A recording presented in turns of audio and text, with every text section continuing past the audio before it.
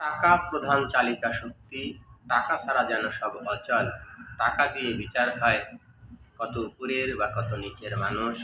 টাকা দিয়ে বিচার করা হয় মান সম্মান। টাকার জোরেই নির্ধারিত হয় পদবি। টাকা ছাড়া যেন সবকিছু তুচ্ছ, সবকিছু ব্যর্থ।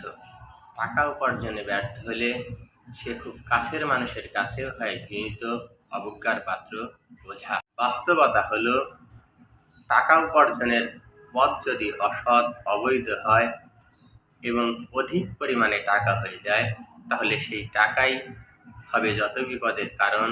টাকা কেড়ে নিবে শান্তি, সুখ, ঘুম। টাকার জন্য বাড়বে শত্রুতা। আপনার সৎ বৈধ পথের অল্প উপার্জন, অল্প আয়, অল্প টাকা আর অল্পতে তুষ্টতা থাকাই হবে সব সমস্যার সমাধান। ভালো থাকবেন আপনি।